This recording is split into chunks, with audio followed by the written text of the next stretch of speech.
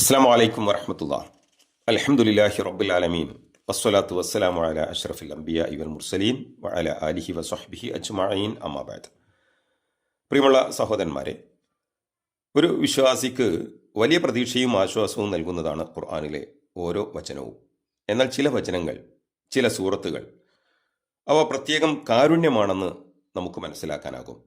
അവ മൂലമുള്ള നന്മകൾ, നേട്ടങ്ങൾ അത്ഭുതപ്പെടുത്തുന്നവയുമാണ്.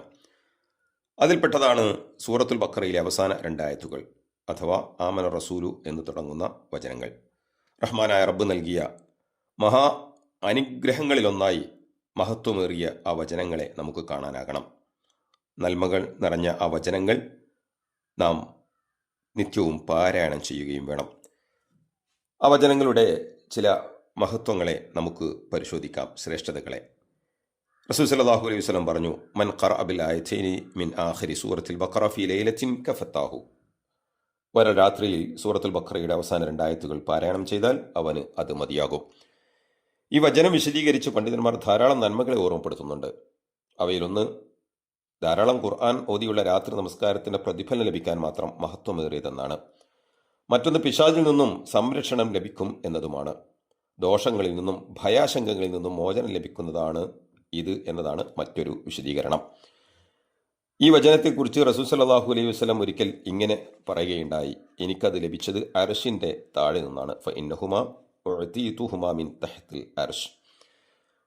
മറ്റൊരു ഹദീസിലെ താല്പര്യം ഇങ്ങനെ, ജിബ്രീൽ അലൈഹിസ്സലാമിന്റെ സാന്നിധ്യത്തിൽ മുമ്പൊന്നും തുറക്കാത്ത ആകാശവാതിലിലൂടെ, മുമ്പൊന്നും ഇറങ്ങി വരാത്ത ഒരു മലക്കിലൂടെ ലഭിച്ച സന്തോഷ വാർത്തയായിട്ടാണ് ഇത് നാം വായിക്കുന്നത്.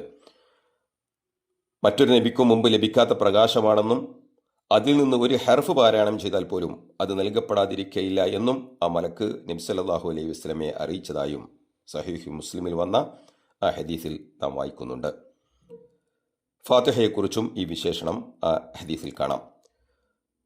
നുഅ്മാൻ ഇബ്നു ബശീർ റളിയല്ലാഹു അൻഹു നിവേദനം ചെയ്യുന്ന ഒരു ഹദീസിന്റെ ആശയം ഇങ്ങനെ, നിശ്ചയമായും അള്ളാഹു ആകാശഭൂമികളെ സൃഷ്ടിക്കുന്നതിന് 2000 വർഷം മുമ്പ് തന്നെ അള്ളാഹു സുബ്ഹാനഹു വ തആല രേഖപ്പെടുത്തി അവൻ്റെ രേഖയിൽ നിന്ന് ഇറക്കിയതാണ് ഈ രണ്ടായത്തുകളും. ഒരു വീട്ടിൽ 3 രാത്രിയിൽ ഇവ പാരായണം ചെയ്താൽ അവിടെ പിശാച് അടുക്കുകയില്ല. പിശാച് പ്രവേശിക്കാത്ത ഭവനമാകാൻ ഇവ പാരായണം ചെയ്യൽ പതിവാക്കേണ്ടതുണ്ട് എന്ന് ചുരുക്കം.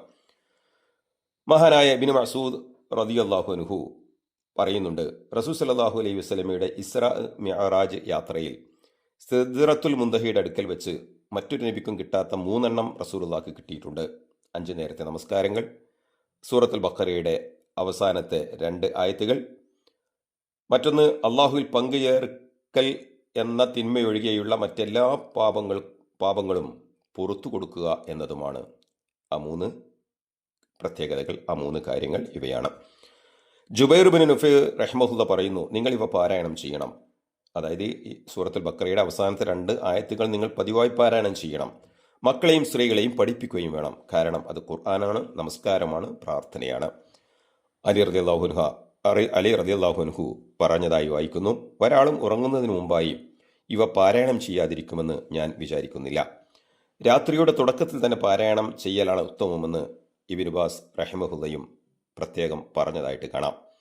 ഈ വചനങ്ങൾ പാരായണം ചെയ്യുന്നതിലൂടെ വലിയ നേട്ടമാണ് ഒരു വിശ്വാസിക്ക് ലഭിക്കുന്നതെന്നും ഇതിലെ പ്രാർത്ഥന സ്വഹാബികളുടെ തേട്ടത്തിനുള്ള ഉത്തരമായിരുന്നുവെന്നും പിന്നെ ഈ ദുആയിലൂടെ അവർക്ക് ഉത്തരം കിട്ടിയെന്നും ഷെയ്ഖുൽ ഇസ്ലാം ഇബ്നു തൈമിയ്യ റഹിമഹുല്ല പ്രസ്താവിച്ചിട്ടുമുണ്ട്. ഈ വചനങ്ങൾ അവതരിച്ച സന്ദർഭത്തിൽ നബി സല്ലല്ലാഹു അലൈഹി വസല്ലം അവ ഓതിയപ്പോൾ ഓരോ വാക്യത്തിൻ്റെയും ഉടനെ നാം എന്നോ ഖദ് ഫഅൽതു, തീർച്ചയായും ഞാനിതാ അത് ചെയ്തിരിക്കുന്നു എന്ന രൂപത്തിലും പറയപ്പെട്ടതായും സഹീഹ് മുസ്ലിമിൽ നാം കാണുന്നുണ്ട്. ഈ സൂറത്ത് ഓതിക്കഴിയുമ്പോൾ മുആദ് റളിയല്ലാഹു അൻഹു ആമീൻ പറഞ്ഞിരുന്നതായും വന്നിട്ടുണ്ട്. പ്രിയമുള്ളവരെ, ഒരാളുടെ വിശ്വാസവും ഭക്തിയും അനുസരണവും പ്രഖ്യാപിക്കുന്നതും എന്നും പ്രസക്തമായ പ്രാർത്ഥനാ വചനങ്ങൾ ഉൾക്കൊള്ളുന്നതുമാണല്ലോ ഇവ. ഈ പ്രാർത്ഥനകളാകട്ടെ നമുക്ക് ഉത്തരം കിട്ടേണ്ടവയാണ്, അവ നമ്മുടെ പ്രതീക്ഷയുമാണ്. അതുകൊണ്ട് ആശയമറിഞ്ഞ് മഹത്വം മനസ്സിലാക്കി പ്രതിഫലങ്ങളെല്ലാം ആഗ്രഹിച്ച് ഇതുമൂലമുള്ള നന്മകളെല്ലാം കൊതിച്ച് ഇവ പാരായണം ചെയ്യുക, പാരായണം പതിവാക്കുക. റബ്ബ് നമുക്കായി നൽകിയ ഈ പ്രകാശത്തെ അണയാതെ സൂക്ഷിക്കുക. അള്ളാഹു അനുഗ്രഹിക്കട്ടെ. അസ്സലാമു അലൈക്കും വറഹ്മത്തുള്ളാഹി. വിസ്ഡം ഇസ്ലാമിക് ഓർഗനൈസേഷൻ അവതരിപ്പിക്കുന്ന നേർവഴി. എല്ലാ ദിവസവും ഏതാനും മിനിറ്റുകൾ സാമൂഹിക, വൈയക്തിക, കുടുംബരംഗങ്ങളെ വിശകലന വിധേയമാക്കുന്നു. അറിയുക, അറിയിക്കുക. നേർവഴി. Peace Radio. Tune to reality.